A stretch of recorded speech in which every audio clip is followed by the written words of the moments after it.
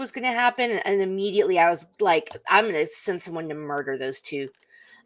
Um, so we're at the hotel Friday night, well, Saturday morning, I guess. It was about 1:32 in the morning, and the fire alarm starts going off.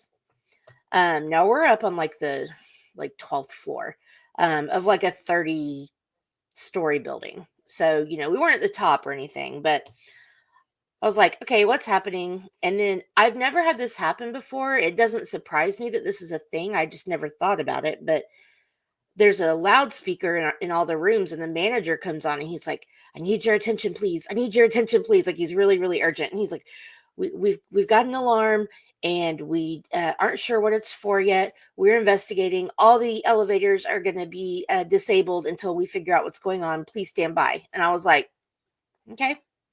This is a little weird, but maybe it's a false alarm. Maybe, it's a drill or something. Like, let me hang out. And then the whole thing went on for probably about 25 minutes, which doesn't sound like a long time, but when you're hearing like a blaring alarm at 2 a.m, it's a long time. So then he came back and said the fire department was on the way. And that's when I was like, maybe we should start like putting on some clothes and some shoes and, because it was like 35 degrees. And he's like, the fire department's investigating. The elevators are still not working. And by that time, I was getting up and I was getting dressed and I was about to wake up my friend. And then he came back and said, we're in the clear. So that was fun. And then walking up to the concert, some just bitch. It took everything I had. It was like plowing through the crowd. And she was like holding hands with like two people behind her, like young girls in their 20s probably. But she was pretty big. Like, she was really tall and just like big boned, but just she could get through a crowd. It's kind of like George. He can plow through a crowd and nobody's going to stop him. And she was just like, excuse us, and going really fast. And she straight up elbowed me and I almost fell down. Luckily, two people like helped keep me from falling. And she was still walking. And she was like, oh, are you okay? And I was like, yes. Luckily, that's the closest that anything bad came to happening. So we can all still be friends. Long story short, too late. But the good news is we're still friends. Even though Casey put out in the universe that I would die in Canada. And so did George. Came back with all my organs. Didn't end up in a bathtub full of ice or in anybody's trunk. I'm good. You want to know why that was? Because I'm fucking careful and not a moron. No, I was going to say that's because whatever gypsy curses had been laid out before you from all the other things that had been leading up to it, speaking of the resistance of, calling out to have these curses applied, they basically nullified, returned to sender, and look at you, all in one piece and shit. Yeah. At the end of the day, I'm fine, but also, Casey, don't you ever even suggest I might die somewhere again. I have many questions. First of all, how dare you? That's awesome. Again, I did not suggest that you would die. I just suggested that bad horror movie because we were talking about horror movies on the draft, and because I'm going to make the official announcement now so that all the amazing unpopped kernels out there in the universe can know and can expect it, because I played the video clip on the show. Amanda will be coming on to discuss the Terrifier with us. Ha ha! Yeah. My people will be in contact with your people. We'll get it on the schedule. Right on top of that, Rose. I'm pretty stoked about it. I'm not gonna lie. I'm excited to talk about Upside Down. We should we should definitely do watch parties for that too. For what? For that too. For both of the Terrifier movies. Yeah, I definitely want to watch those reactions. That's priceless right there. Yeah, you guys have fun with that. That's worth the cost of admission for me right there. Fine. Chancey and I will have a watch party, and we will watch the collector's editions of both movies. I wouldn't mind watching Casey's reactions. So if I didn't have to watch the movie, I could probably sit through it with you, but I'm not watching. I But you'd saw the have first Terrifier. That's enough for me. I Okay. am not gonna lie. Spoiler alert! If for those of you who have not seen either of the three movies that have come out, I've only seen the first one, so I can only speak on it. But there is one scene in the original movie. Well, not the original movie, but the Terrifier one. That the original standalone. yes, the original standalone. That for somebody who doesn't get squeamish at horror movies that much, yeah, It's gross. 2 words, and that's pretty much the position too. But 2 words: upside down hooker. Enough said. On we go. Yeah. But oh, that's right. We're here not to talk about Terrifier, not to talk about Gypsy Curses, but we're also here to say hello to one of our amazingly loyal members of the Unpopped Kernels. What's up? What's up, Mike? You call your dad Mike? No, I do not. Yeah, right. I was gonna say, There's this I'm thing like, they do in the military for kids that if you misbehave, they make you stand in the corner and balance a quarter on your nose up against the wall. Yeah, yeah. I never wanted to have to do that. So, I would never. Although he can't make me do it now. So, oh Mike. fuck the military. I've seen Mike freaking Wazowski. normal. I've seen normal ass parents do that fucking thing, Oh, Yeah, my parents did that. Yeah, for sure. and and stand Like, behind a kid with a freaking slotted spoon in their hand. And second that quarter move, bam, right across the ass. I fear no wooden spoon. I mentally broke my aunt because she thought she was gonna discipline me by popping wooden spoons over my head, but what she didn't realize is that I had already. Oh yeah, Here, I had herein already. lies the fact that I've had both. Wooden spoons are not as bad as the plastic spoon Yeah, because plastic spoons they don't have the give. Yeah, you get you can that break a whipping. wooden spoon. Yeah, exactly, and you get the whipping action with that plastic. Woo! Hello, all, and my almost favorite daughter, who didn't take me. Oh, you're if in trouble. if the extra ticket had belonged to me, I would have put together a little lottery and of a handful of people who really wanted to go, and one of them would have gotten it. But the ticket did not belong to me. Only one belonged to me. So here we are. Backpedal, backpedal, backpedal. My mom would always try the spanking thing, and it's so weird how kids are just different even when they're raised by the same people, because all you had to do was even look at my brother like you were gonna pull out a belt and he would just have a complete crying meltdown. And me, I'd be like, yeah, okay, come do it. And then I'll go back and listen to my stereo in my room and go on about what a raging bitch you are. Like, just don't take my stuff away. You can hit me all you want. She didn't like that. Me and Chansey, we're built the same. I just lay there like I've Yeah, done it. Anyway, All right, movie time. we have a purpose here tonight, and we're going to put Thanks-Grisham month to bed once and for all. Not that it's been a bad month. I'm just saying we're I'd like going to put to some of the stars of this movie to bed. judo. My bed. Sorry, what? Mhm. For those of you who don't know, Amanda has a hardcore crush on John Cusack and Gene Hackman, and hmm Jeremy Piven. she has a long He'll list of give a shit. ex-lovers. And actually, I not in this movie because he was such a dick, but Cliff Curtis is someone I have a crush on too. I think he's so handsome. But in this movie, he was a dick. Anyway, the movie we're talking about. Is Runaway Jury. Woo And woo. for those of you who do not know, Runaway Jury released on October 17th, 2003, was directed by Gary Fleder, was released by 20th Century Fox, had a $60 million budget. What are you talking to? Oh, I was trying to do that in my Winifred voice. The I smell children. I was like, I Had hear a $60 million budget and a 80.2.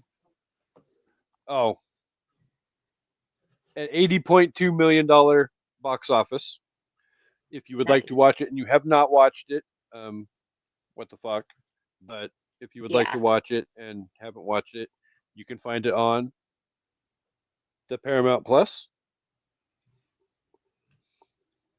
And now we're going to play everybody's favorite An Evening at the Movies game. If you say so. Welcome back to hey, whatever. Welcome back to the country, Amanda. You can go first. Okay. No spread either. Okay. Chancy Grife. All right. I never asked for the spread. I'm that Chancy Grife, good. not you. So I'm not okay with good. it. I'm okay with it because I think I've got a pretty good plan for this week. Okay. Okay. Okay. It's a bold strategy, Cotton. Let's see how it plays out for him. Yeah. I feel like this one had to. Well, I mean, we're going to get into it, but I feel like viewers either really loved this movie or really didn't, because while I adore this movie, some of it is unrealistic to the point of almost laughable. That being said, I'm going to guess it did well both ways. I'm going to say 79% for the tomato meter.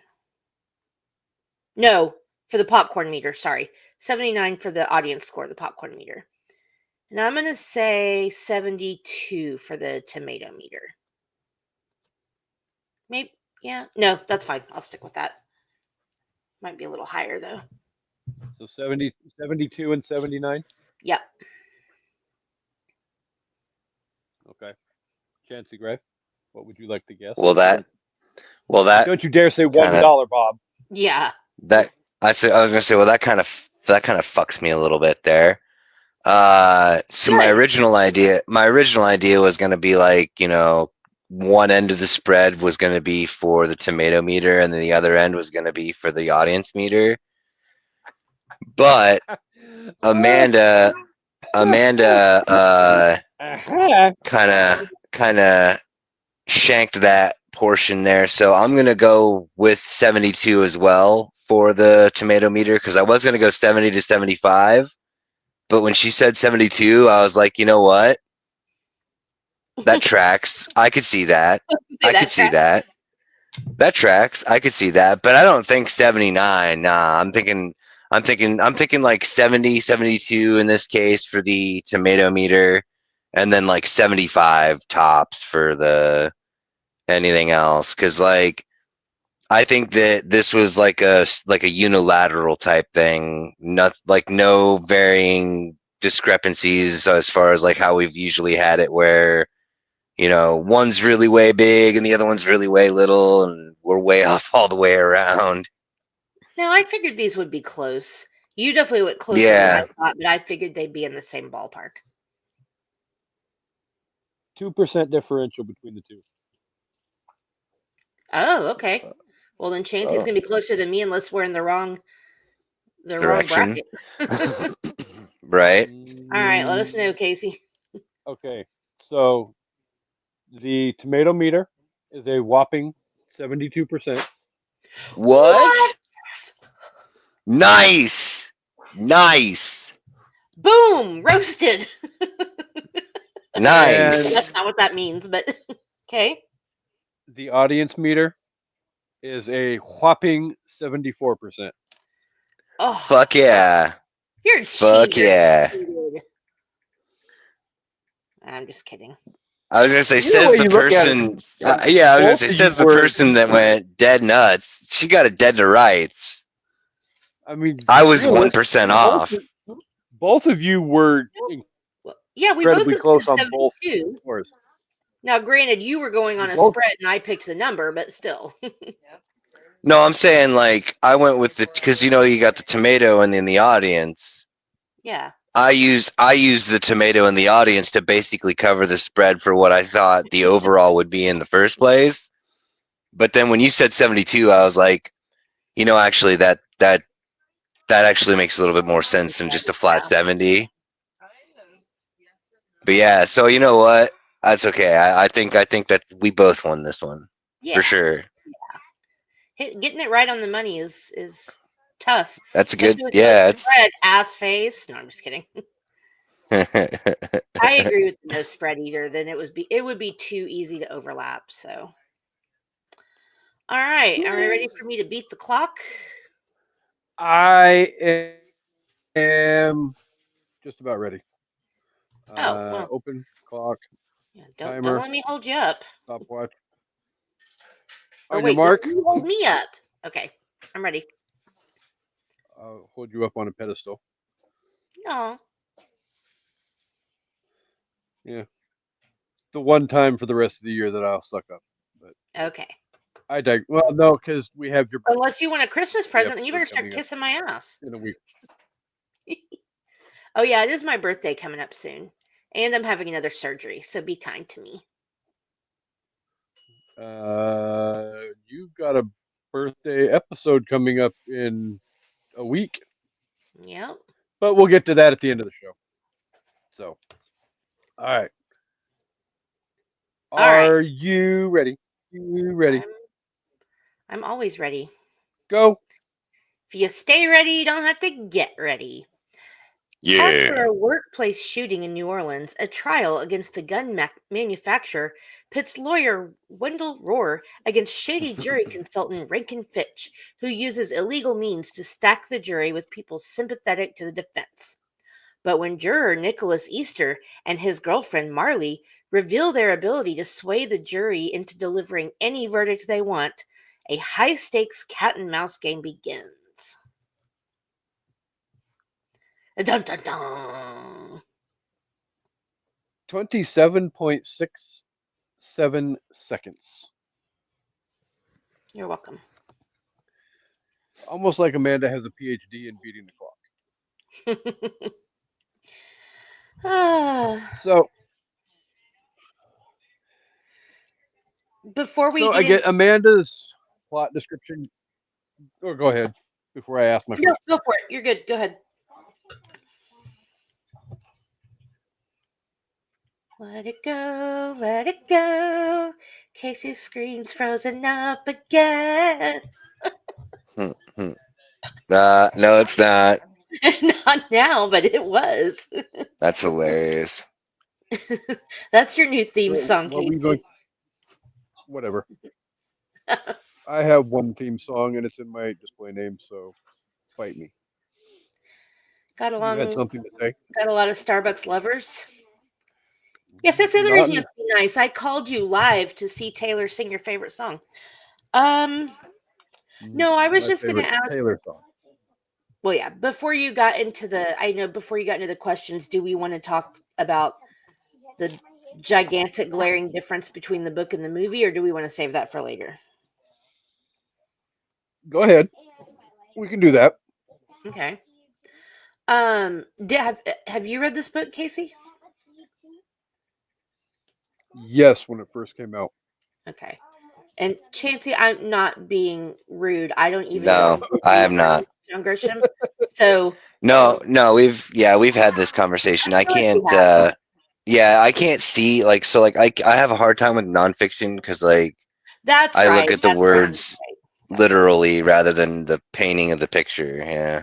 Well, I just didn't want the audience think I was being a Broad. bitch. Why didn't you ask Chancey if he read the book? Like, because I already know Chancey didn't read the book. Yeah, I was gonna say. Side. So the really the only difference, other than again what we get with all the Grisham movies, as far as more character development, more legal detail, blah blah blah, that's the same with pretty much all the movies. Yeah. This one went completely different from the major plot story. And even though I say major plot story, I feel like it takes a back seat to everything else going on, and we'll get to that. So in Runaway Jury, basically, a woman brings a lawsuit to sue a gun manufacturer for the wrongful death of her husband, who was killed in a workplace shooting. So everything else that happens is the same, but in the book, the only difference is it's a tobacco company instead of a gun company. Um, I think for a movie, well, so there's a few things. The movie started out to have the same plot as the book, as far as it being um the tobacco companies, but in the meantime, Inside Man came out. And so then it was like, okay, well, and that's the Russell Crowe movie where he's like a whistleblower Yeah. to the Yeah. tobacco companies. I know you guys probably know. It's just, letting the people know. But so Inside Man had come out, and then also by the time they made the movie, because I think the book was written in 97 and the movie came out in 2003. So not a lot of time, but enough time where by 2003 we already knew about tobacco. It wasn't this big conspiracy anymore. We knew, that all the poisons, toxins, whatever are in there. So it wouldn't have been as big of a, I think this being just a couple years post Columbine and, having the other movie, I think they made a good decision um changing it. I think it was more prevalent for the times we were in. Um I think the tobacco story is really, really good in the book, and I think it would have worked well as a movie as well. But I think, again, because it wasn't a big secret anymore, and because we had Inside Man, and that is why they went in a different direction, was because Inside Man came out. So they didn't want to Well, be like piggybacking. because Yeah. you Makes also it makes have to sense. Yeah. remember too that I believe the book came out right about the time that uh, President Clinton was really pushing hard his agenda to up taxes on all Cigarette, tobacco products. remember? Yeah. So yeah, I mean, I remember succinctly because it was my bad habit at the time. But you, when I started my bad habit, it was like $2 a pack, and shit jumped to like eight, $9, $10 a pack, almost over fucking night. So Yeah, it's a little crazy. Um, and so Yeah. my dad just commented, I hated that the movie didn't take on tobacco. He said, just me, but it oh disappointed me for some reason. I definitely get that, and I agree, but like, I think guns were more timely because it was after Columbine, and you know, we had just had that Russell Crowe movie that I think was nominated for Oscar and shit. So it was like, you know, yeah, got to separate yourself from the pack a little. It really works with the gun thing, and I think you're a little, when the big twist is revealed, you're more invested because it didn't just affect, not that the tobacco thing only affects one person. The book, it's Marley's dad died from lung cancer because he didn't know. And mhm, and I think for a movie you get a lot more sense of empathy and camaraderie, or not camaraderie, but like it means more to you because you're talking about this shooting that killed like 12 people, and then you get the big twist where their reason for doing it was her sister was killed in a shooting, and their town went bankrupt trying to sue. So I felt like it worked a little better on a like a blockbuster type movie level than the tobacco would have, but that's just me. which which I love when you say blockbuster because if you actually look at like, even like the box office numbers for the four movies that we did this month, is the one movie of the four that had the lowest box office number out of all four of Yeah, them. And I mean, we'll which get to it surprises me at in the the cast, review. but we'll get to it at the review portion of the show, but I honestly feel like this is probably the best of the four movies that we discussed. I don't agree it's the best, but it is my favorite. So yes, I will discuss that during my review as well. Of the four we've talked about, it's not the best movie, in my opinion. But it's the one I again, There's Client and this one are the only ones I've read the book more than once. So clearly I love them both. it's a close competition between all four because I think all four movies are great movies, but For I sure. digress. So, the first question I have before we get into our likes and our dislikes and dissecting the movie deeply that way, um, jury purchasing and verdict purchasing. Is it real? And do you feel like that portion of the story is an ethical activity on both sides of the equation?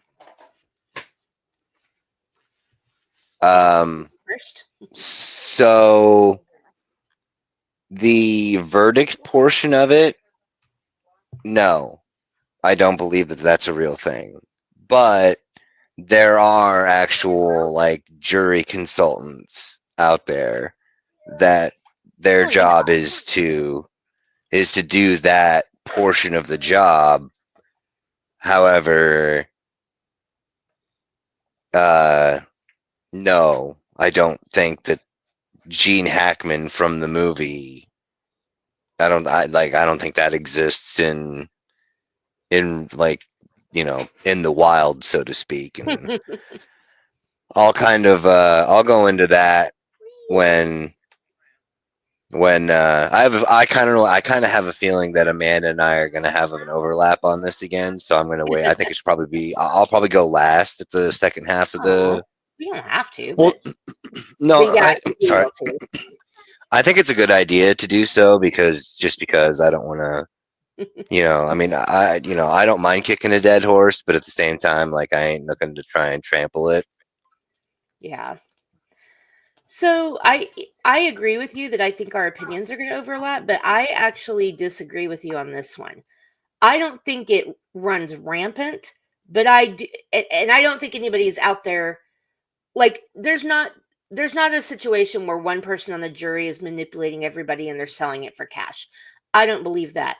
Do I believe there are people out there intimidating jurors and trying to sway people into certain verdicts? Absolutely, I do. Oh Jury no, that's that. intimidation is a real thing. We've I was gonna seen say it that, happen. Yeah. but that wasn't part of the equation. It was literally just the jury, jury rigging and jury buying, Yeah, no, or, I don't believe verdict I buying. don't I'm believe sorry. that exists. No, because I don't. Yeah, no, The but yeah, game no. that It's they're doing in this Go is ahead. very, very dangerous. Like Marley, I don't think that exists. I don't think there's Absolutely not. like Marley out there. Even though even though you realize it's a scam the whole time, and she was always going to have it swayed her way. Either way, I don't think that exists. But people like Rankin Fitch and Gene Hackman's character, I think those people exist.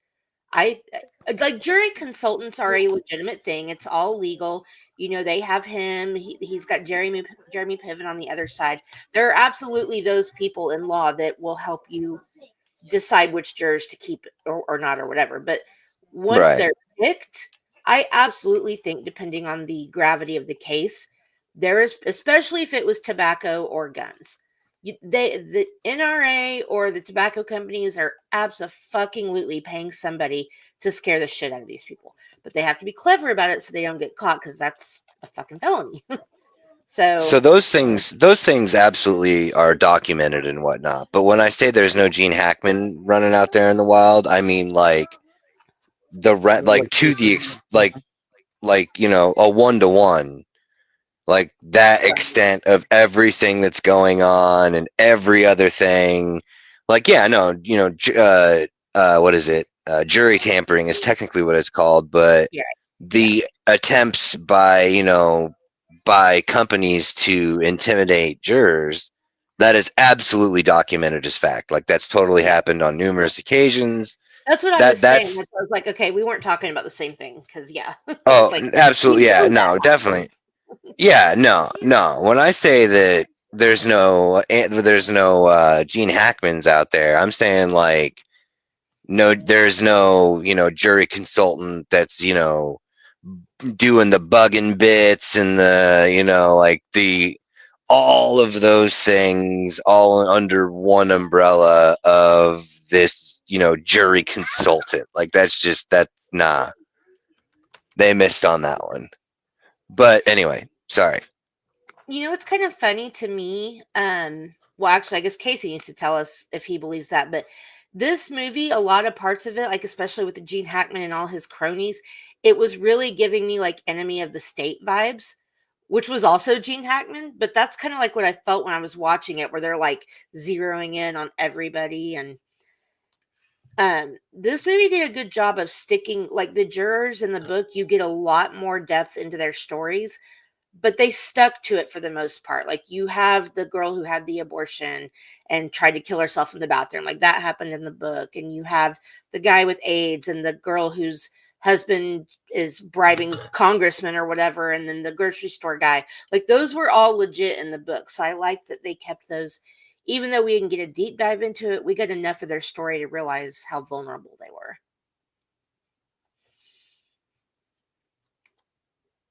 Can't hear you, buddy. There you go. Let it go, let it go. Casey's on mute again.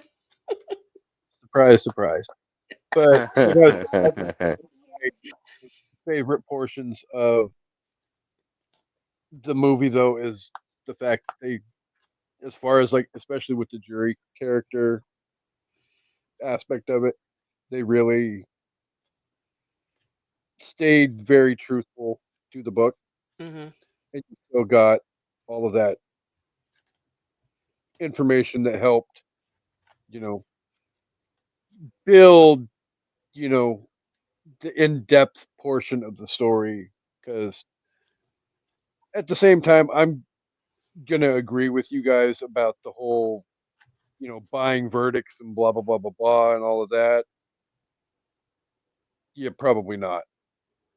But I mean, there's a reason why if you know you're a registered voter, and you get your jury questionnaire in the mail and have to fill out all that freaking background information, that because these high dollar freaking lawyers are sitting there, going over all this information and analyzing whether or not they feel like you're going to be a good fit and easy to quote unquote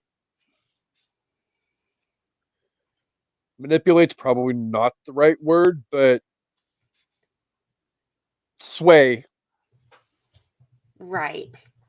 time for, you know, Well, and they're looking to see if people are being truthful when it comes to those questionnaires. Like, the way it's like she's clearly got an agenda, and all they're doing is studying her body language, her facial expressions, her tone of voice.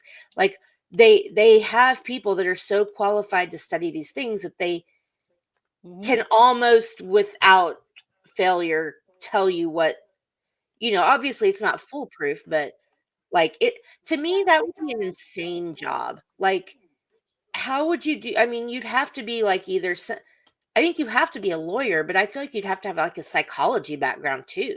Like to have that as your job, I think would be so fascinating. Oh yeah. Well, I don't even want to even imagine what guys like Rank and Fifth were getting paid by his Yeah.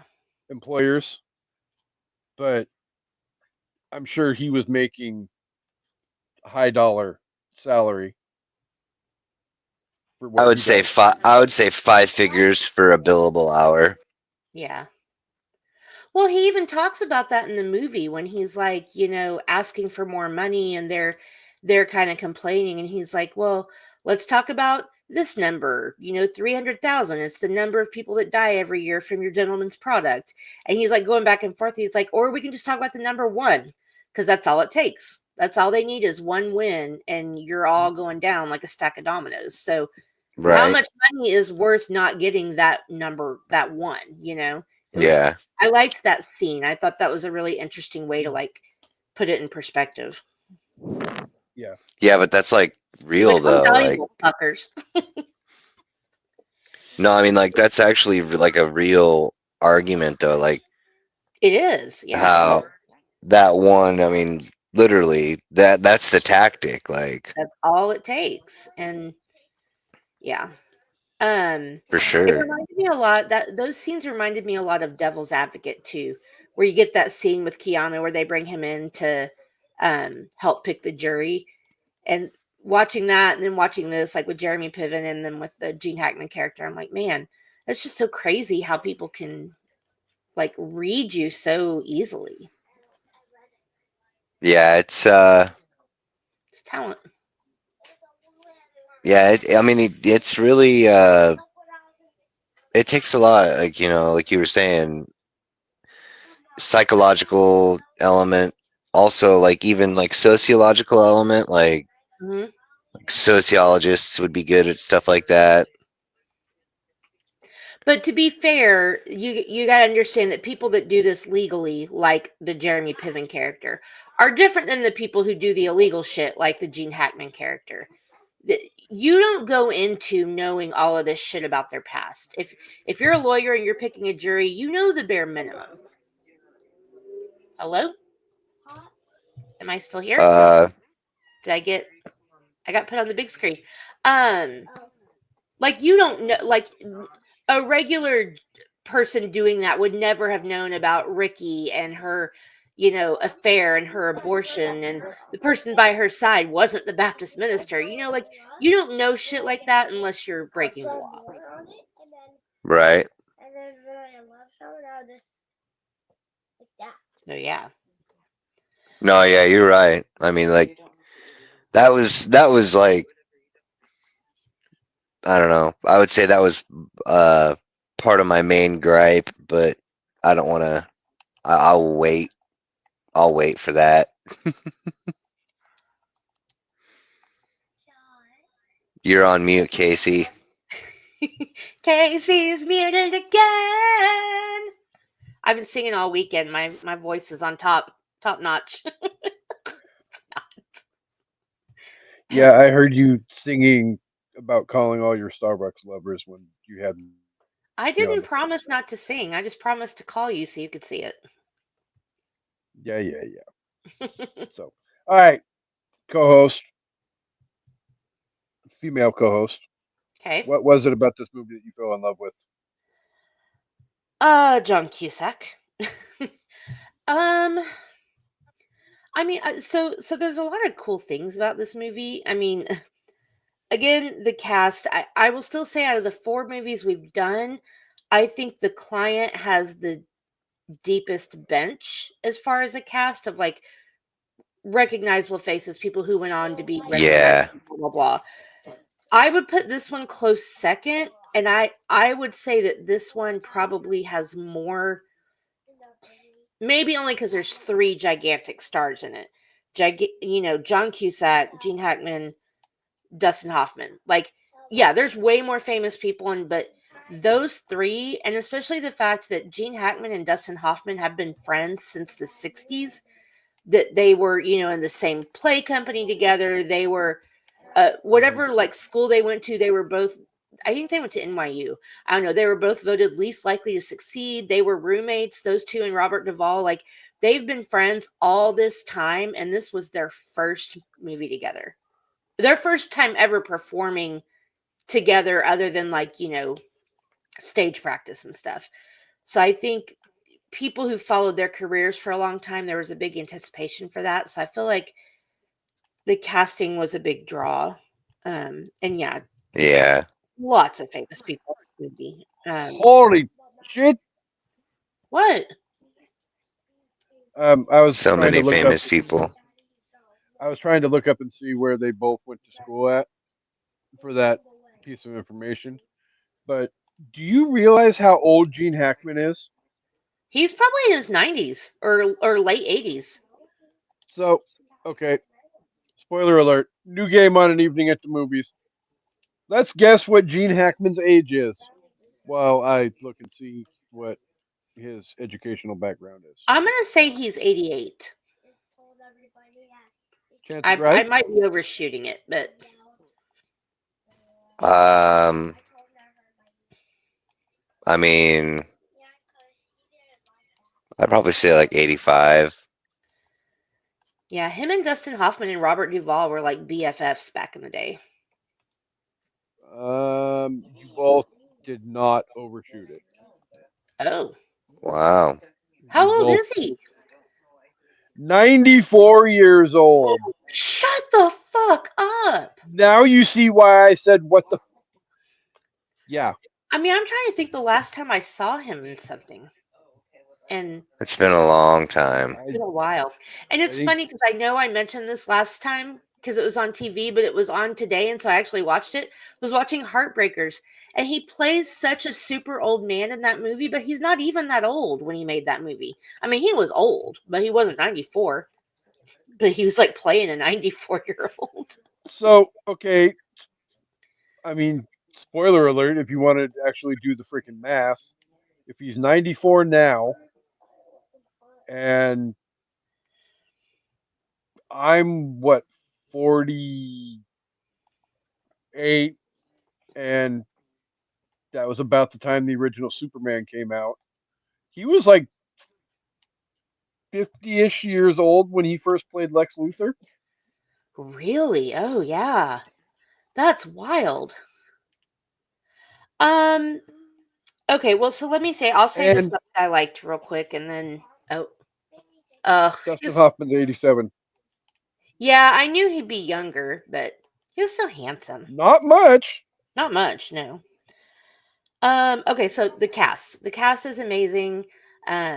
Jeremy Piven always gets such small roles, but they're always so impactful. And him and John Cusack are like besties too, so they're in a lot of movies together, which I love. Um, the opening scene I thought was brilliant. Like again, with jumping right into the action, like we talked about with the climax. Yeah. Like Yeah. you're right in the middle of this shit. And that's our worst nightmare, right? Or one of our worst nightmares. Going to work, going to school, going to church, going to a concert, going to the grocery store, going to the movies. Like that's Going your to biggest Walmart. fear. Is you're just going to work one day and you get murdered, or you get shot, or your building gets hit by a plane. Like there's just so much to be afraid of, and they really, for this short scene that it is, they really, really capture the terror. And like the first time I saw it, like that's how I imagined Dylan it. McDermott. Huh? Dylan McDermott. Yeah, I love him. I was know, sad he right? didn't get very much screen time. Um, He didn't get very much, but he made an impact in that 3 minutes he was in the movie. Well, I wouldn't say that it was him that made the impact as much as it was the bullet that made impact with him. God damn it. I But he opened the did door because for Chancey to walk through it on that it one. it was so relatable that he's in his office, he's this high-powered businessman. Oh shit, I've got to remember this song for my son's birthday and I can't believe I don't. And so him and his, admin are just sitting there working through it, and then all of a sudden they hear, like, they made it feel very realistic for the very short scene that it was, and I feel like they were really good at conveying the terror without without sensationalizing it. Hey, Chancey, I have a message Yo. for you. Yes. Oh, that's not it.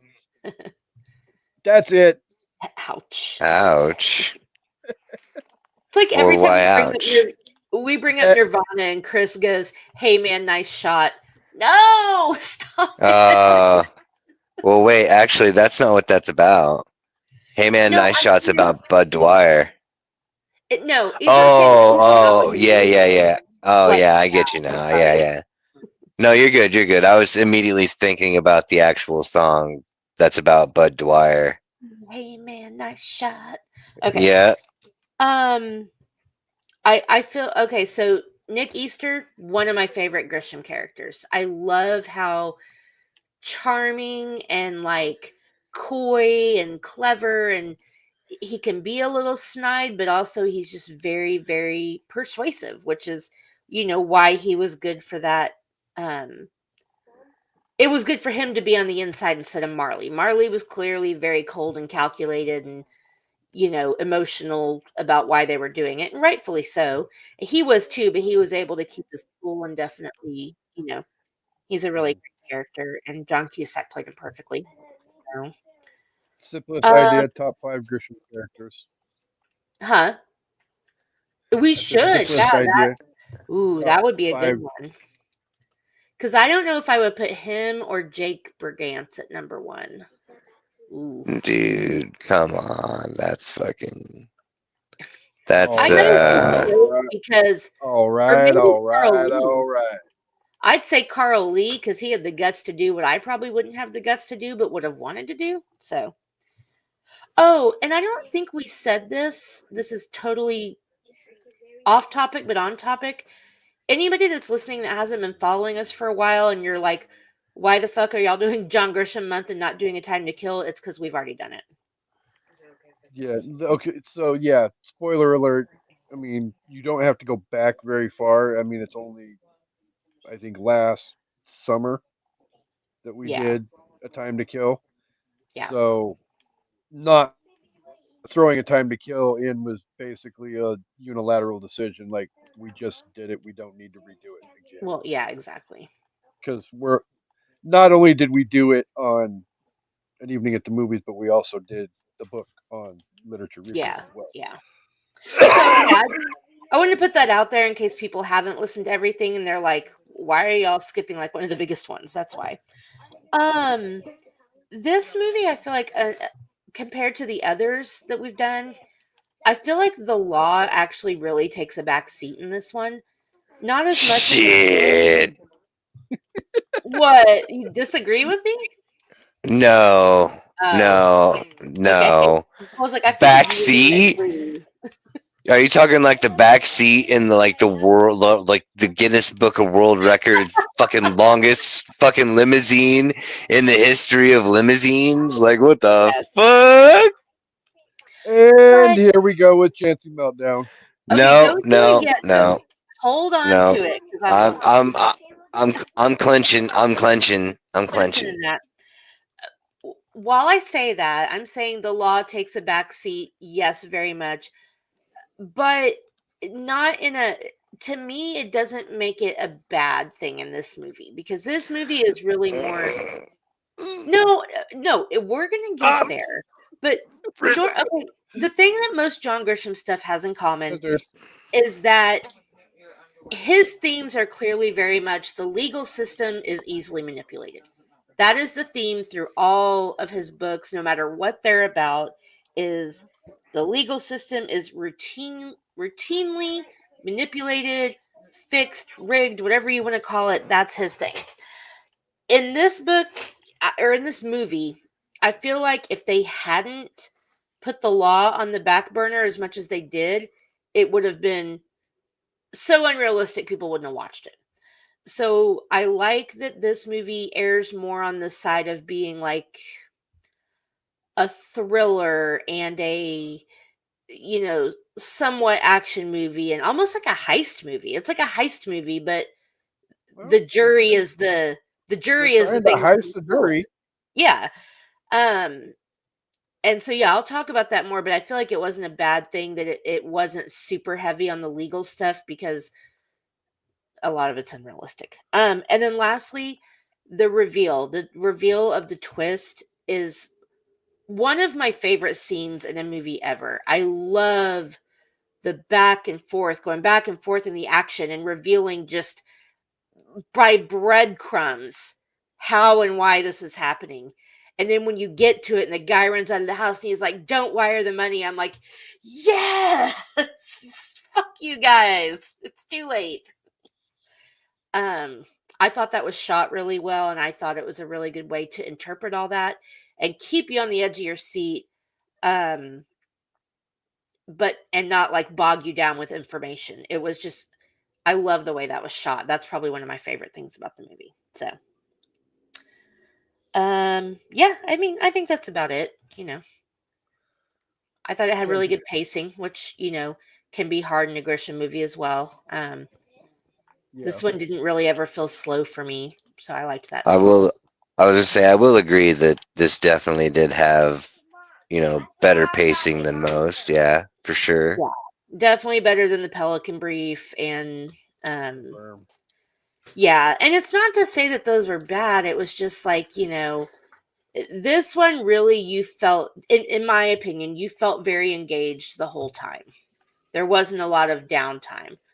That So, scene Uh, between Rankin and uh Wendell in the or, bathroom was fucking oh phenomenal. my god, I was on the edge of my seat the entire time. that is probably one of my two favorite scenes in the whole freaking movie. Yeah, me Them too. just sitting there going back and forth at each other like freaking jackals. Whew. Yeah.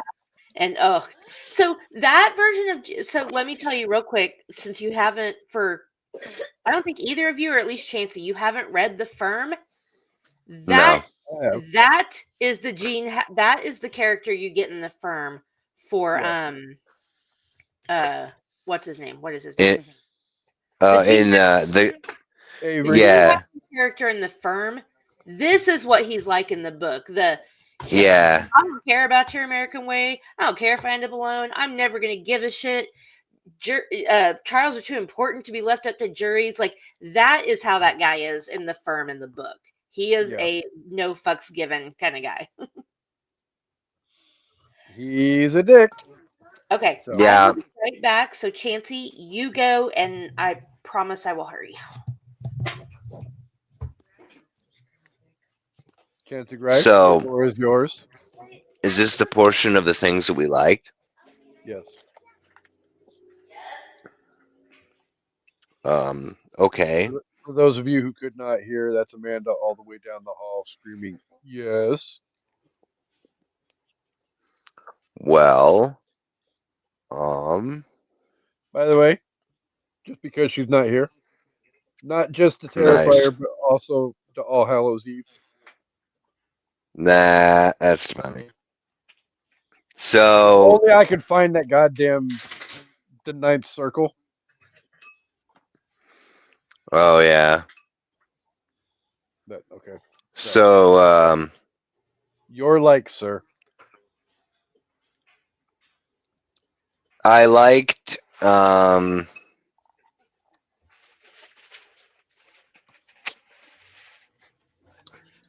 liked that, Sorry.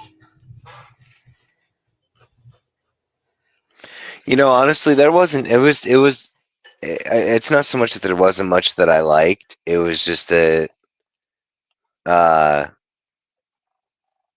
it was a bit of a tough watch. Like for me, I had to watch it twice. Once in order to, kind of, brush myself up on, because I don't think I had actually seen that particular Grisham film.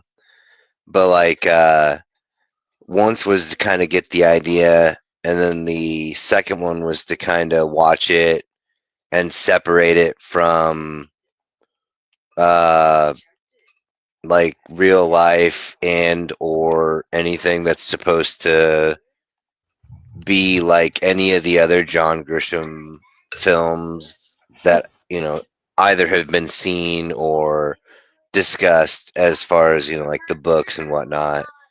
Because I mean, honestly, like for me, like there was just a lot of stuff. That's why I was saying, and I should probably let Amanda go first on the stuff that didn't like, so that way there when we have the similarities, we don't have the overlapping and the beating a Yeah. horse to death business. And I hate saying it in the sense just making it seem like there was nothing about it that I liked, but it was just like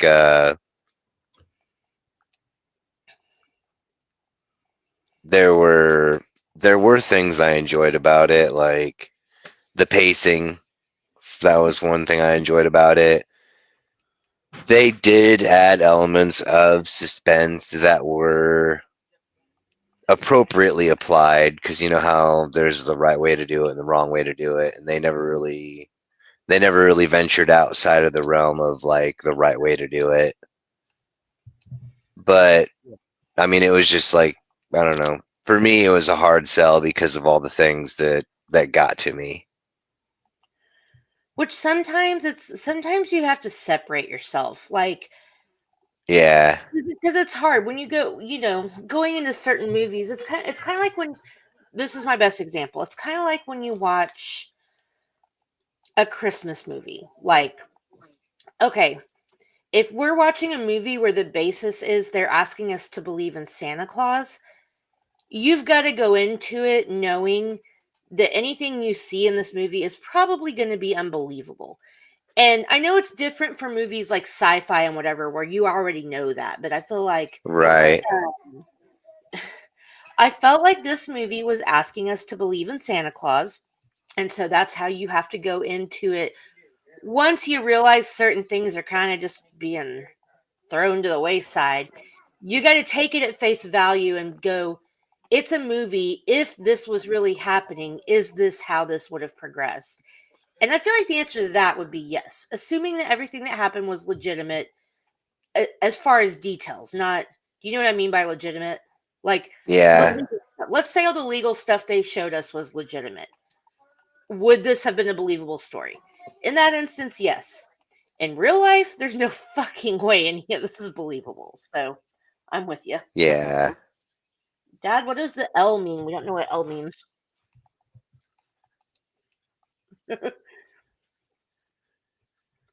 Casey, what about you? What did you like? Mike, we need Uh, Mike. Two of my all-time favorite actors are Dustin Hoffman and Gene Hackman. And like you said a minute ago, with this being like the very first time for them on screen together, I mean, what the hell took you people so long? God damn it! I know, right? It's like other people, you know, have had their moment on screen together. Why did it take those two so long? Okay. um, I mean, to me, I always, whenever I see both of them, my mind automatically goes to um, like Lex Luthor and uh, Raymond Babbitt No, from from Rain Man. I'm an excellent driver. see, I was gonna say it makes me 5 minutes think to Whataburger. of Lex Luthor and Mumbles from Dick Tracy. Oh my god, he's so good as Mumbles. That movie is Almost so the same fucking thing. underrated. I will die on that hill. I agree. I will die with you on that hill. It is a Yeah, very underrated film. It is so good. one of my favorite movies growing up. For Hashtag real. coming soon on an evening at the movies. I don't know why we haven't done it yet. I was surprised to have heard that it hasn't been done yet. I'm surprised they haven't tried to remake that. Just like Howard Oh, the don't you Duck. say these things. Those are two movies I'm very surprised. No, More Howard the Duck. I'm very surprised they have not tried to remake that, especially with the MCU the way it is. They have. I mean, they're working like it's kind of like a developmental. They call it developmental hell, Oh, where good ideas go to die when they kind of get stuck in limbo. with the is it Howard like the the Duck thing. Cleveland Browns where football careers go to die? Yeah, Yep. yeah. Fucking with Howard the Duck. Yeah, Yeah, Yeah, they've Howard the been Duck needs it. Howard the Duck's been in cinematic purgatory since that post-credit scene at the end of Oh yeah. Was it Endgame? No. no, no, it was one of the Guardians of the Galaxy. yeah, I think it was Oh, Guardian. that's right. That's right. Okay. But But yeah. yeah, I mean, I legitimately would love to see Howard the Duck. I will always love Howard the Duck. It was Oh, a me great movie, too. But but I would love to see it done well too. it deserves the MCU treatment.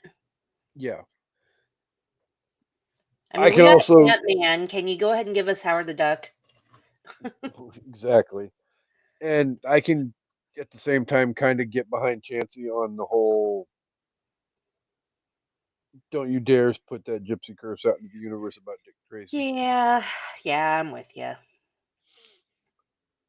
because there was so much about that movie that I freaking loved. It's so gorgeous. It's so aesthetically pleasing. Not to mention the performances are great. Mumbles, the best. Again, and an all-star cast from fucking hell. Hmm. So, Casey, what did you like about the movie? Before we get to the shit we don't like. mm, mm, mm.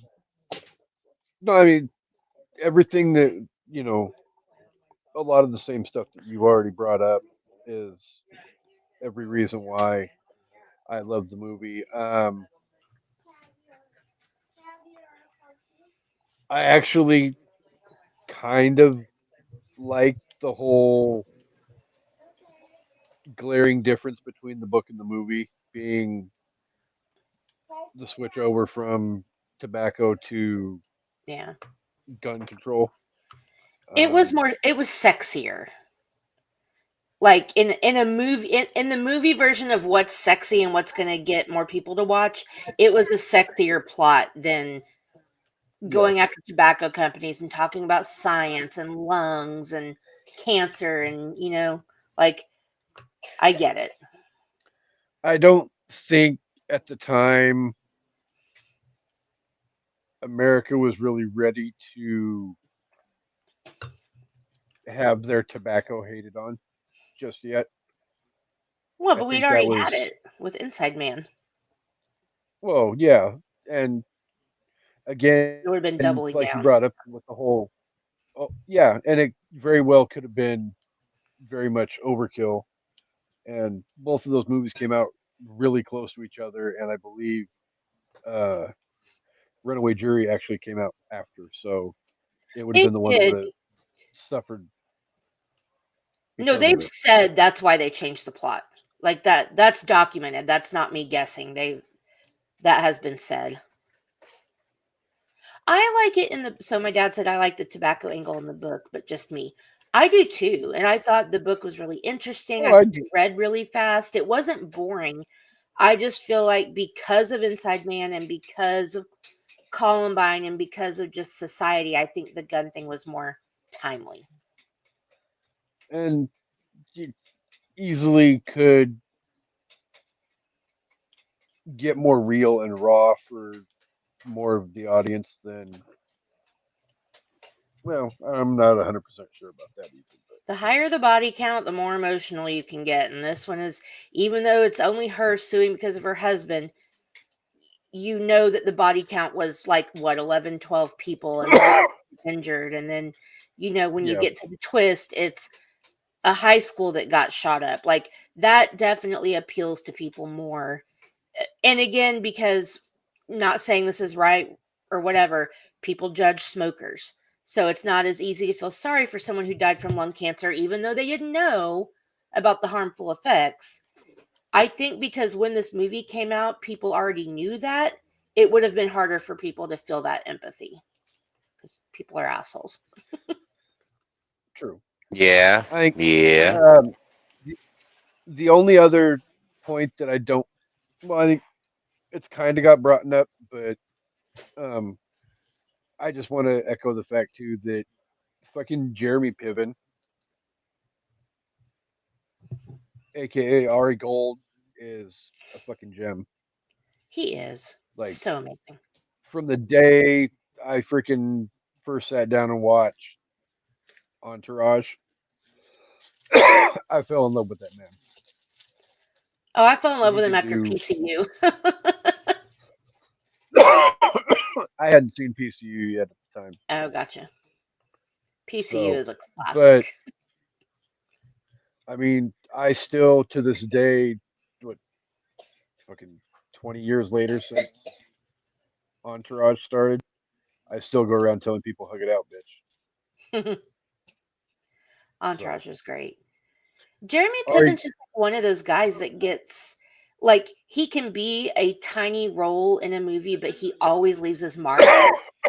Like like in this Oh, he movie, leaves a look what lasting he impression. does. Like, oh, Gross Point Blank. I love him in Gross Point Blank, and he's like barely in the movie. So again, another John Cusack movie, but yeah. Okay, prime example though. I mean, he's in Rush Hour 2. Oh, Towards the end yeah. of the movie, he's the fashion clothing store salesman that is dressing Chris Tucker and Jackie Chan. I mean, I'm sure everybody's seen the fucking clip. You know, he Yeah. just goes on this long whatever, and like literally Chris Tucker and Jackie Chan are both sitting there like whatever. I mean, he has that ability to just pop onto screen and just steal everything. I mean, oh my God, old school. He's so great in old school. He's such a Yes. douche. And he was also in Say Anything and Serendipity, which are John Cusack. It's kind of like John Cusack always seems to bring Joan. I'm surprised she wasn't in this movie. And Jeremy Piven, Oh, his sister and his bestie. They're like always with him in these movies, yeah, they are. and I'm not mad. Yeah, Gross Point Blank is probably one of my favorite John Cusack films, Mine too. for sure. I love old school. He's like, "This is me leaving." Okay, sorry. 1408. Is Jeremy Piven in 1408? I guess I No, don't. John Cusack is though. Oh, well, I know. Okay, I'm sorry. Oh, Jeremy Piven is Yeah. also in The Family Man with Nicolas Cage, and he's like his bestie. He's so cute. Okay. Do we need to move on to the shit we Jeremy went around? Piven's one of those guys. Well, I mean, we may as No, you're well. I mean, right. Yeah, okay. no, we need to get Yeah, you we know can get the show on the road. Okay. All right. moving along. I mean, we're rapidly running up on that time. Yes. One other quick thing I did want to mention that I forgot to mention about my likes was that I did like the angle of getting to see inside the jury room a lot because you don't get that in very many legal movies. So I did like that aspect too. Off the top of my head, the only two times I can really think about being inside the jury room like that was this movie and 12 Angry Men. 12 Angry Men. Yeah. Yeah, you don't get a lot of inside the jury room, and this movie did really well with it, I thought. Yeah, Jeremy Piven is a great character actor, for sure. Well, and if you don't know who the hell he is, I'm sure you've seen almost anything that he's ever been in. Yeah. All So right. the list is long and distinguished. Let's start with an easy one. Like my And notes. this is a nitpicky one. Most people wouldn't care about this. I only care about it because I know, so it bugged me. Jurors do not sit in the jury box during a voir dire. So, just first off, I realize why they did that for the movie and it made sense, but it just bugged me because that's not how it works. Potential jurors do not sit there while they get questioned. Not important again, just a nitpicky. Um, I mean, I guess as much as I would like this story to be true and I would like for this to happen, the end result of this movie is an impossibility and borderlines like just fantasy. No one's ever holding gun companies responsible for what somebody does with their guns once they leave the manufacturing facility. And it's because we don't have laws for that shit. People selling them underground. And yes, I get he was trying to prove that the gun companies knew this stuff was happening and they didn't care. So they're legally liable, blah, blah, blah. That would never hold up. It's just, as much as I wish you could, you can't hold the people who make the product responsible for what people do with it. Like, at least not in our current That's situation. one hell of a slippery slope. Right. I mean, how it's like the old lady that sued McDonald's because her coffee was too hot. I think she should have won that, and I'm glad she did. But that did create a slippery slope for people to start. Because yeah, you should absolutely know what temperature to serve a beverage to someone, and it should not be third-degree burn hot. So I was fine with Exactly. that, but it did create this like kind of a storm of people trying to piggyback off that. It's interesting, and I'm sure we could do a whole episode just on this, but sometimes you do have to wonder, when does it become somebody's problem or responsibility for what happens with something that they create? I mean, the guy says in the movie, we made a product, the Second Amendment exists, the product worked, like, end of story. It's not our problem. And if we're talking fantasy, I wish it was the gun company's problem, because then that would fucking change something. Or you do what Chris Rock says in his stand-up, you let all the guns go out there, but you charge $5,000 a piece for a bullet. I guarantee you nobody's randomly shooting anybody. The best thing he ever said in a stand-up. So I don't know, I mean, Chancey, not hitting on your points yet? no, but Okay. the only counter argument I have against that $5,000 bullet argument thing is all that does is it just makes it that makes it all the more easier for the people who had come across the weapons illegally in the first place to then be the only ones with ammunition, because the people who are selling the high volumes of drugs on tax-free transactions, cash based, they're going to be the ones who can afford. They're Dude, they're still finding like $5,000 a bullet? they are still finding like caches of Pablo Escobar's buried fortune like 40 years later. You don't think that the Seminola cartel couldn't pay that kind of a fee, and then they would just like translate it down? It would be like trickle down economics, except for it'd be trickle down ammunition. Hey, So trickle they'd be down economics didn't work, so maybe trickle down ammunition won't work either. except for in this case it'll be a lot more structured and organized, but that's exactly how it would play out. And then the only people who are but then the that's a brilliant idea, and the manufacturers are going to get infinitely richer, or more wealthy, I should say, because if it's $5,000 per round and all these rounds are being purchased, they're going to be making more money off of selling the ammunition than they are selling the weapons. But that's assuming that you can find enough people that have the money to buy that. Like, I know that Oh, there there are are those though. people, but it's I mean, not there are.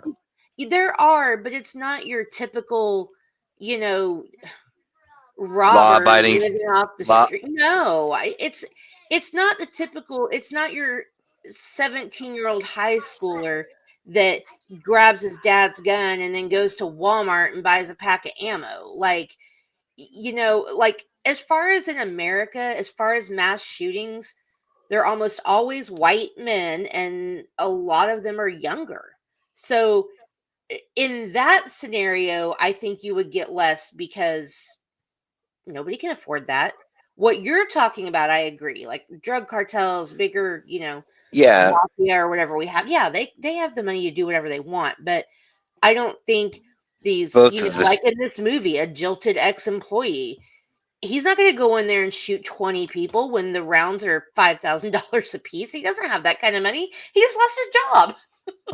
I mean, but that's the point I'm getting at, though, is that your point makes my point all the more terrifying, because if the average Joe can't afford to go buy the ammunition in order to be able to protect themselves with, and the lawless people who have the ability on the upper echelons of their organized system have enough capability to buy enough ammunition in order to keep everyone in their individual subsections in every locale across their country, as well as most of ours, well stocked in ammunition, that just means that the people who are trying to do the things, in the right way aren't going to be able to afford to have enough ammunition to let alone fill one magazine, let alone, do anything and to be in acts of defense or anything like that. It's just like that's where it's like I understand your sentiment on why you would like that to be the case. It's just that Well, nobody's that shooting at schools and malls and churches like that. Drug cartels aren't in here shooting up our schools and our movie theaters, but they could take over our country with what you're talking about. So I guess that's what you mean. I get it. not so much just that, but like also at the same time have enough ammunition for all the people on the ground to go and then strong arm robbery the shit out of all these areas. And then also, yeah, you're saying they're not doing school shootings in this country, but like just over the border into Mexico, they're doing so much worse things that would just start traveling its way north. Yeah, I'm sure, but that was just a joke. But I guess. Oh, my bad. Yeah, See, I'm so no, I you're took that okay. all literal. Yeah, I think that would be. Logistically, yeah, I wouldn't know how that would all work, but it was mostly just a joke. But I Sorry, dude. understand. No, you're fine. Now I forgot what I was saying. Well, mostly just that. Yeah, it would be interesting or nice or whatever if we could, But the problem is, our country needs to make more laws about how things become legal. Like, if it were up to me, assault weapons would be banned for private citizens, and every gun would have it would have to be registered like a car. Easy peasy. Like, not easy peasy, but you have to have a license to drive a car. You have to have insurance to drive a car. You have to register it with the state. Like, there's no reason you shouldn't have to do that with a gun. And law-abiding citizens wouldn't give a shit about that. We had I'm a not gun. Would I care if I had to go do that? No. I'm not disagreeing, but just because you have to have a license and insurance to drive doesn't mean Well, I people know. actually aren't driving without a license and insurance I because know. I understand. But I feel like, I guess my opinion about stuff is just because it won't solve everything doesn't mean we should do something. It's kind of like seatbelt laws. Do they stop people from dying in car accidents completely? no. Of course not. Do they help prevent it? Absolutely, they do. Like, you can't buy Sudafed over the counter anymore because people are making meth with it. Does that mean people still aren't making meth? No, of course not. People are still making it, but they made it harder. So Yeah. that's where my heart lives. But I understand that, you know, I guess my main point is that the outcome of this movie would never have happened in real life, and I don't even know if it should have. In my heart, yes, that's what I would have wanted, but to Casey's point, it's a slippery slope unless the gun companies are participating in illegal behavior, which Right. I think it is their fault. But I'm and all that's what aboard they're on trying to that. prove, but I don't think they proved it. And my last point about the thing I didn't like ties into that when you know Rankin's asking, well, how did you sway him? How did you get him? He's like, I didn't. I just told them to vote their hearts. When that happens, you lose. That's the exact fucking opposite of what you're supposed to do when you're a juror.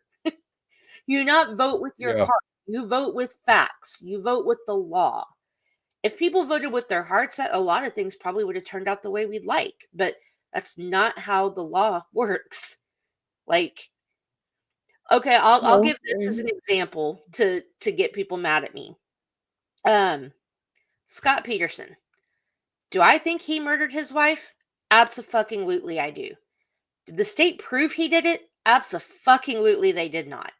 And in our legal system, you're entitled to a fair trial. You're entitled to a jury to decide your fate based on facts and evidence, not feelings and circumstance.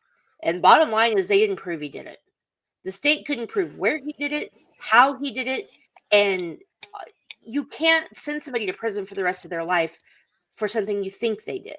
So that's why I can, am I Oh, I glad he thought he was. did it? Kind of, because I think he did it, but they didn't I prove he thought did he it. was on death row. They have stayed his death penalty, I think. Oh, Uh-huh. But he got a stay of execution or whatever. yeah. Well, I think his execution date was still far away, but the Innocence Oh, Project has taken him on, and it sucks because I really do believe that he did it.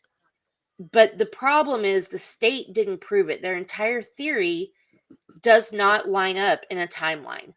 And so somebody shit the bed and, messed up the case. But the thing that sucks is that's how our legal system is supposed to work. And so, you know, while you're supposed to get this big emotional moment with him saying, I told him to vote their heart, and that's how you lose. Well, that's a nice idea, Lamb Chop, but this is real life, and that's not how it works. No, I mean, there's a yeah. reason why they'll bring court records and transcripts into the jury room and have the jury read over stuff so that they have all the facts so that they can make an educated decision when it comes to making their verdict. Because literally the only incriminating evidence against the gun company in this movie is the fact that they knew somebody was selling out of their store an exorbitant amount of guns. And instead of investigating why, they sent him on a vacation because he had sold so much. That's not proof they knew anything bad was going on. Is it circumstantial? Fuck yeah, it is. And did they know what was happening? Of course they did. But that doesn't prove it. And so this movie is so loosely based on the law. The book is different. Um, but that being said, all of those things are annoying, and I know Chancey probably has more, but I still think it works. As far as, again, separating, it's like believing in Santa Claus. You're going to go watch this movie believing in Santa Claus and assuming this is all true. I think the movie played out very nicely. So, all right, Okay, let us have it. time to rip the band-aid off. 10 minutes. That's all you get. I have to pee. Fair enough. So, okay, like there are so many things that are just so wrong in general. Like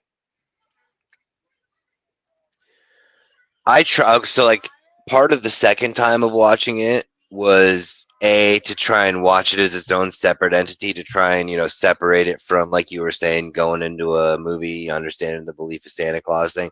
Also, I was actually trying to like sit there and tally up all of the laws that everybody was breaking, like So fucking many. literally everybody, including Dustin Hoffman. Like I was like, get the fuck off your fucking high horse, you accessory after the fact having motherfucker. Fucking knock your fucking bullshit off. If you're gonna have a moral compass or a fucking moral ideology or some type of moral anchor, you better stick to it. Otherwise, you're no better than the person that you're going against. Like the fucking lawyer for the company is Okay, but what? he didn't turn her in because he didn't want a mistrial. Is that what you're talking about? Like, why didn't he? Yes. Okay, so I agree No, with you. 100% illegal, but I relate to why he didn't say anything. it doesn't matter. He is obligated That's at true. that as an officer of the court and a representative of the law. He is obligated Oh, to cross the report old Pico train. to But he's report. Santa Claus. But what? I said, but he's Santa Claus. He's Santa And Claus. then And Jeremy Piven's his little elf. and then you got Gene Hackman and the attorney for the company. The attorney for the company just all sorts of nonchalantly, just like, yeah, you know, fuck that oath I took, fuck my, bar card, fuck my potential ability to lose all of my ability to lose, make money and all this other stuff because I work with this company and yeah, it's worth a lot of money, but whatever. I'll violate these laws, in X, Y, and Z, and no, and also, I'm I'm not saving, questioning because they all knew they were breaking the law. It wasn't and like they were that's pretending like they weren't. They were doing it, and that shit is real. yeah, but not to that. It's like it's so overblown. But like I'm saving the best for last year in this regard because fucking John fucking Cusack's character. Like fuck that guy. He can go fuck himself.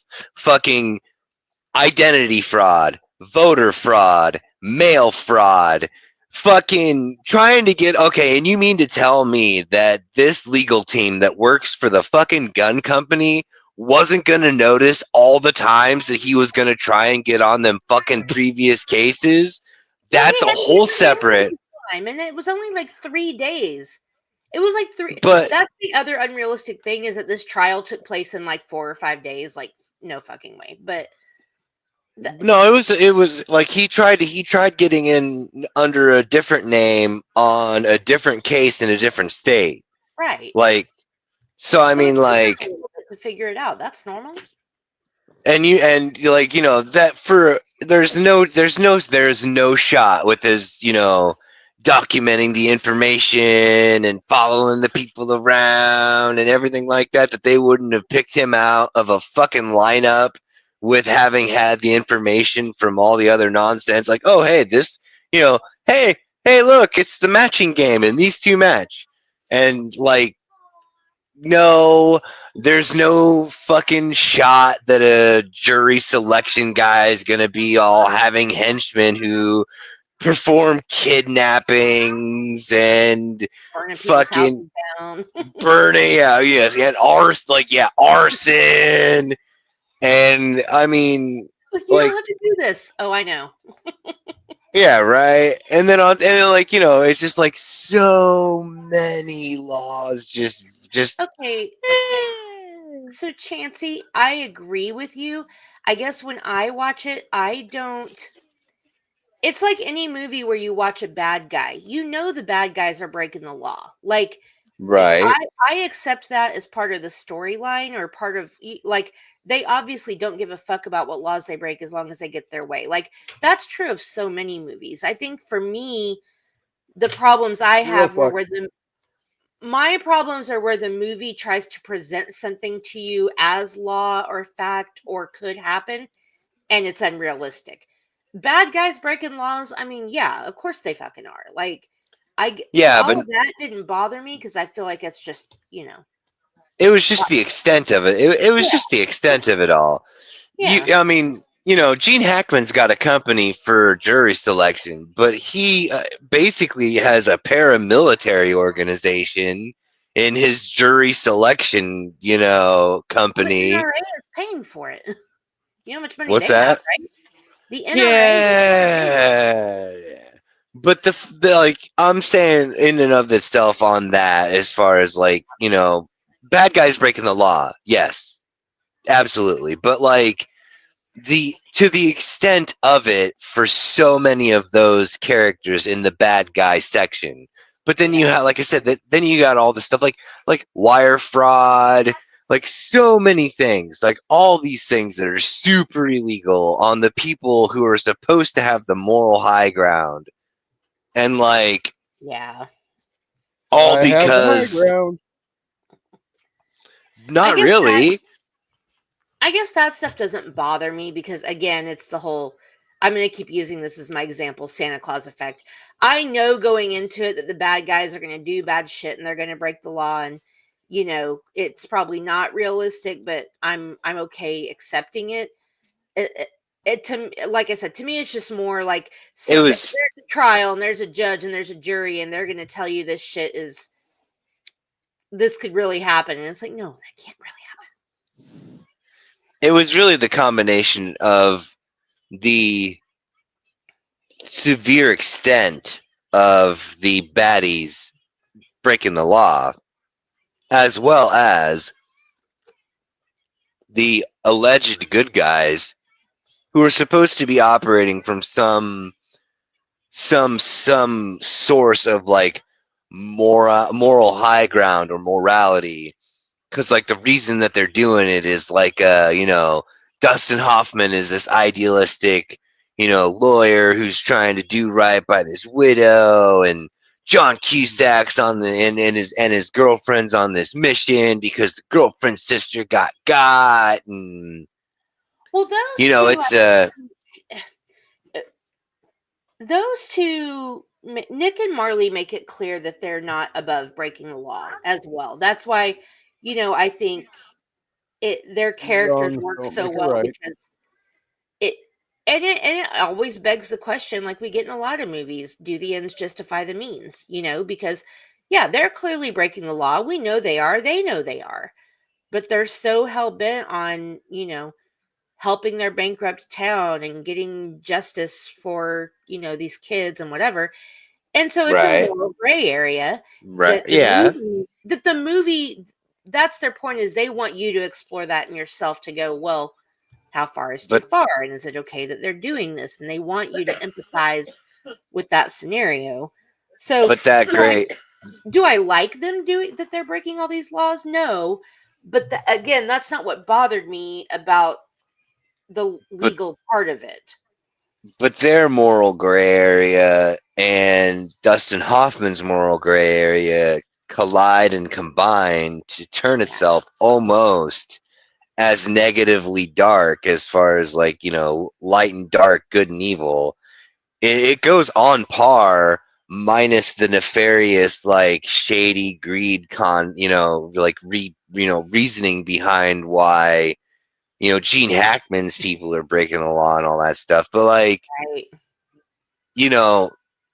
John Cusack and Nick and Marley's characters, yes, you're right about what their section of the whole thing is like. But then when you have Dustin Hoffman, who's doing things from what is supposed to be the right place, and this idealistic moral high ground, and the da da da, like I just said, and But then he's all of a also sudden, cornered. and then you collide Nick and Marley's characters into his whole moral color scheme, and then everything goes from gray to like much more nefarious. Not But nefarious, I shouldn't say, but like much more tainted, sorry, everybody. because of the mostly just because of the fact that it's Dustin Hoffman's obligation to It point that out. is. And he But look had how cornered more. he is. He had more than enough. It's not about look how cornered he is, because he had all the appropriate information to get that mistrial. He But didn't he want it did. because he wanted to get, yeah, I know.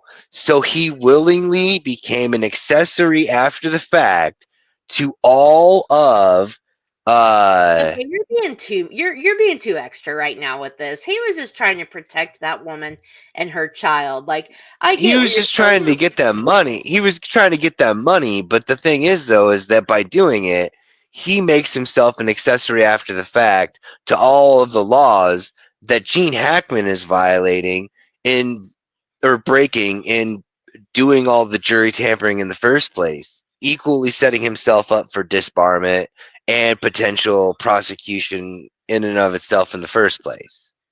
Do you ever Like that. watch any movie with any sort of gray area, knowing that you're gonna have this shit and you have to like I on the surface Only level, only and when it's literally I only agree when with what you're saying, but only when it's not operating in a realm that is resemblant to reality. Like obviously if we're space movies, okay, it's going to be a thing. But like if we're like, cuz that movie, The Runaway Jury and The Pelican Brief, all of those other things operate in a place of reality, there's like it's not one of those, triple X jump over the 60 I million agree. cars, I but agree, but like at some point at the beginning of the movie, they're already letting you know this is outside the realm of reality. This is a fictionalized reality. It's a idealized reality. Like, there's no reality where a gun company is going to be held liable for the death of a private citizen. So I think you're already going, you're going into this expecting things to be unrealistic. And so, like, reality level, surface level, I totally agree with you. Well, I actually, guess I don't I have to know. push. I have to push back on that point because of the fact that I don't think it would be unrealistic for there to be a case presented. Now, Oh, I whether or agree. not she would have won is completely, Right. that's a different story. That's where we would agree on your outcome. But I do think it Little isn't within the realm tiny of reality. difference. He didn't want to put her through that again. He was trying to make a difference in the world, and I'm an idealistic person, so that's my view of him. And yeah, and I But no, love that he even says, you know how easy it was for me to go get $10 million? It was like a snap of my finger. Like, so you're very much involved in his moral dilemma where he knows the right thing to do and could go even farther doing the wrong thing, but doesn't, but still does the wrong thing because he's trying to protect Celeste. Like, yeah, you're 100% right when you're talking just legally, but when you're talking emotionally and in the realm of a movie, yeah, it's relatable. I don't know. I mean, like I said, and I do have the ability to look at something with that ability to remove certain elements of like some some type of anticipated realism. Uh, but for me, like when it comes to stuff like involving the law and courtroom stuff like that, that's where it gets a little bit more kind of like tightened down for me Yeah, personally in that regard. Because like it's just that because yeah, it's absolutely. I think it would be absolutely in the realm of possibility that a case could be presented in a court against a gun manufacturer, in a civil court. You yeah. know, but you know, it's just that the everything else from that point is where the difficulty of the blending in of what could happen, what would happen, and then it made for its own kind of a good suspense semi whodunit, not so much a whodunit, but semi like a spy movie without the actual government spy movie thing. Well, yeah, because you're wondering what the end game is the whole time for Nick and Marley. Like, you see what they're doing, but you never know why until the end. And I thought Right. that was great. So, Casey, I, when All right. you I I'm oh, sorry, sorry. Oh no, No, I you're was fine. no, I was just saying Casey's I'm not done. sorry. No, I am. I was just saying Oh, I'm sorry. I'm sorry. don't be sorry. No, We we'd need to like it do when our reviews, but there's an Easter egg that I'm waiting for Casey to mention. So please tell me you noticed the Easter egg and you're going to mention it now. I probably did notice it, but I don't recall what it would be. The alternate juror, her name was Lydia Dietz. Oh, I did not. I just now thought of it. Yeah, I didn't think about it either. I don't know why they did that. I couldn't find anything online to see why they did that. Um, Well, They because even dressed her like it a little yeah, bit. because Yeah, that was her name in the book too. So I believe it was. But yeah, okay. Yeah, I actually that's kind of expected a cool. message from you, Casey. Lydia Dietz.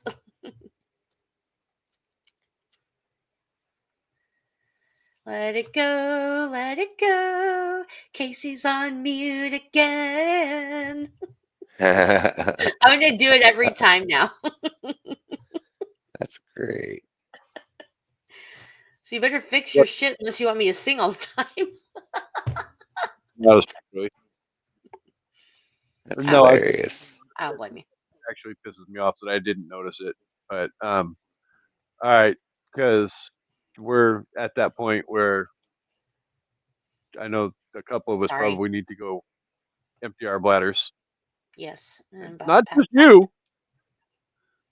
out. And on that note, before we do that, your dad, the You're not, smartass. Mike, you're not allowed to mute me because you helped make me. So you have to listen to every single thing I want to say. Or whatever he says. You will listen to every single word I have to say. You know what I'm talking about. Wedding singer. All right. Go ahead. I have the microphone, and you will listen to every goddamn Every word word I I have have to to say. say. Love stinks. Yeah, yeah. So, Love stinks. all right, Chancey Greif, what would you rate this movie out of 5? I mean, I'm gonna have to go like 2.8. Wow. Damn. That's cold, my brother. What are you doing? I mean, I'm like I said on the Drinking it last time too around, early. I'm it's gonna, things are gonna have to work real hard to get like a 4. Like the 4 is gonna turn into my like 4.5, and What did you give Strangeland again? what was it, like 3.5? Oh, okay, fine. You're very critical. Casey and I are way more slutty with our reviews. Well, so like, no, I mean, like at the end of the day, my I, fucking ratings are We're fucking low emotionally now. slutty. It's fine. I was gonna say it's more so because of the fact of like I remember from the earlier stuff there was a reluctance on both of your parts to, because you wanted to avoid giving everything the, oh, this is the greatest, oh, this is the greatest. And I'm not saying that y'all fell off or nothing, but like I real Yeah, 'cause after I, Princess Bride, we got ripped. Oh God, I realized fucking Kevin crucified us. I realized I was kind of doing the same thing, so I'm just kind of going back to the roots, of the show and just being real about it. Like, to me, I It's think hard, that, it's hard as hell when you're emotionally invested and yeah, that you is love true as movies. well. Like, So if I was emotionally invested, but looking at it objectively, I would probably give this like a 3 or a little bit more than a 3. But like, Damn, since Gina.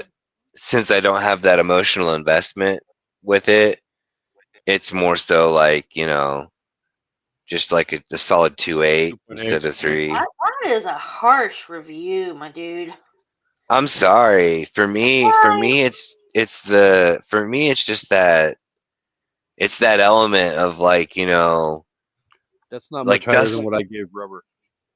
Yeah. Dustin Hoffman was supposed to be, the best of us all in that film, and he chose to, yeah, the road to hell is paved with good intentions, but he sold out his moral integrity The to point do is, it. we're all flawed, and situations are complicated, and life is not black and white. Yes, it is when it's your obligation as a representative of the courts, and he seems like a by the book sort of lawyer. In the words of Kaja Gugu, you people spin me round, right round, baby, right round. Like a record, baby, right, round, round, round. You shouldn't have got me started. Okay. I am gonna be way more Emotionally invested. liberal and I can't think of the word I'm trying to think of. Um Generous. Generous, thank you. See, we're usually like this, and today we're like, meh. Um Real quick, there was just like a couple of quotes I wanted to say that I loved. Gene Hackman had some really good quips in this movie. He had some really like sharp wit, but I love when the guy jumps out of the jury box and he's freaking out. And Nick's like, "Well, I guess that's lunch." And he's like, "Can someone add class clown to Mr. Easter's ever growing resume?" um, and then, like I said, I liked when he says trials are too important to be left up to juries. And then I love when he's talking to Marley in the train car and he offers her whatever he offers her. And she's like, I wouldn't pick up your dry cleaning for that. Loved her. I liked it. Again, we said pacing is good. I thought it was a really good thriller. Yes, less on the legalese being a major part of it, but I think that works with this movie. I think you get enough legal stuff for it to be semi sort of plausible, but not. But again, to somebody who doesn't know much about the law, you could watch it and follow it, and you could follow it all the way to the end and not be confused. And so for me, it's fun. I like it. I'm gonna give it. I'm gonna give it a solid 4. Damn.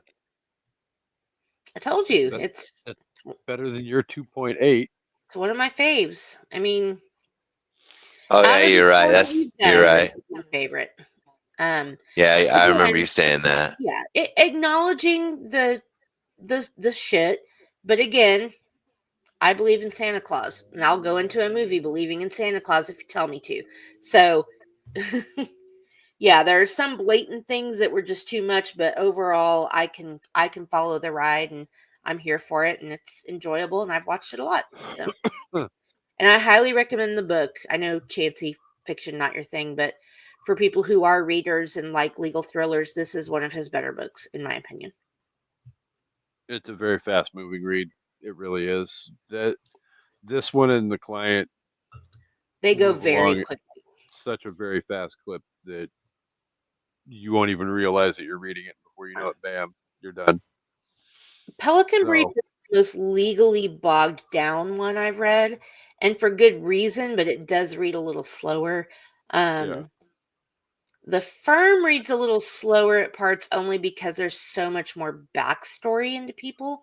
But other than that, it reads fast. But Client, Runaway, Jury, super fast. so I'm going to second my co-host's opinion. Which co-host? Not the one that gave it a 2.8. Right? Who is that loser? Why did we invite him here? I'm just kidding. I love you, Jan. Um, Love no, you. for me, this movie is. Uh, what did you say? 4. What? Oh, yeah, 4 out of 5. Oh, 4 out of 5. Um, images of Rachel Weisz on the screen because I can't believe so you hot. waited so long. Yeah. Oh no, that literally was going to be. I skipped over what I hated about the movie, but that literally was going to be about the only thing I hated about the movie was there wasn't enough Rachel Weisz in this movie. She was great. So, And to be fair, Chancey and I didn't um, give you much time to talk, so I'm sorry. Yeah, that's my bad, no, dude. It's our bad. it's fine. It it's fine. It's the I'm huge. going to move into the conclusion though, so that hopefully we can be off the air in under 2 hours. That would be great. Thanks, So, Unpopped Cornels, for as hanging always, cornels. did you just call them unpopped cornholes? Don't let me talk anymore. I'm so tired. Cornels. Unpopped Oh my cornels. god! Oh my god! She's That's insulting gonna the make fans me already. that's gonna make the outtakes. I'm gonna write that in the book. Unpopped cornels. Where's the book? Yeah, Yeah, somebody clip that. That's a Here's good. That's a the real. book. I'm gonna write That's a it. real. I will be emailing you the videotape so that you can, at 1 hour and 54-5 minutes, add that to our outtake reel. Let's go into our quotables So, pages in my notebook. all right. So we can't wrap the episode up in literally 3 minutes. So here we go. Can't wrap the episode up without telling the unpop colonels how much we love them and appreciate them for being here each and every week. You guys are awesome. You guys are amazing. Chanty Greif, where can the listeners find you? On Instagram and TikTok, it's the Red Eye Roundtable. On X, it's Red Eye Table. And on Facebook, it's that's my first name. Seek me, and if you find me, perhaps you'll win a prize. Maybe. Wait, what? Prize? I want a Huh? prize. If, Well, Mine? you see, if you Mine? find see, him, you have to go. we are. If You know, you if already you know find me. him, you have to go on maniacal musications. That's not. That's not true either. I was gonna say. I'll come, but I'm No, coming with a Taylor Swift album. I was gonna say that's. It's more of like a. If you know, it's a scavenger hunt. If they find me and they have an option that hasn't been brought on, then I'll bring it on on their behalf. But if I don't like it, then I'll let them know on the show as well. But like, you know, All right then. stuff and things. You I know, stay usually tuned. Okay. the things with the stuff and the thing. Amanda, what's I'm coming up on the sip Amanda. list? I am host of the Sip List, which is on a vacation right now. And Casey will tell you what we have coming up, but I will mention one of them. Week after this will be my birthday episode, and we will be reviewing Better Watch Out. It is a Christmas horror movie. It is a shit show, but it is a good guilty pleasure watch. So if you want to hear us review it, go watch it. I believe it is on Tubi. I'll look that up real quick while Casey finishes up, but I believe that it is Yeah, on you better let me know Tubi. because. So yes, we will be back here. Probably our usual bat time to record Amanda's birthday episode, which will air as of release date for this 1 week from now. So it'll air on December 4th. But coming up after that, we've got Black Christmas. We've got Miracle on 34th Street. We have Recast to Pass, National Lampoon's Christmas Vacation, and then also, and that one will release on Christmas Day. The other half of the Christmas Day doubleheader is going to be Silent Night, Deadly Night, because at the end of the day, we are going into Halloween Horror Fest, and we're going to do Halloween Horror, or not Halloween Horror Fest. Ha ha! Holiday Ho I was Fest, like, I'm not going to say anything. and Right? we're going to do it the only way that an evening at the movies can do it, with a whole lot of horror and a little bit of tradition. So that's what we got coming up, and then we're going to kick off the new year with a movie that I know Chancey Greif is excited to sit down and watch and talk about, and we'll be talking about The Notebook. Yes. So Huh. with all of, that Um, said, sorry, real go quick. ahead. Better Watch Out is on Peacock if you have a subscription. It is also on the Roku channel and Tubi. So there you go. Tubi has ads though. Peacock does not. Yes, yeah. So if you have Peacock, but some people don't, so Tubi is free with ads. Thank you guys. I highly recommend the talk. Yes, as do I. That's what she said. Thank you guys all for listening to the Unpopped Kernels. We appreciate you and hope you come back next week and hope you enjoyed. And we hope you all come back for an evening at the movies. Goodbye. Vote for Amanda. Peace and Taylor Swift Reese. Woo, Taylor. Don't vote for Amanda.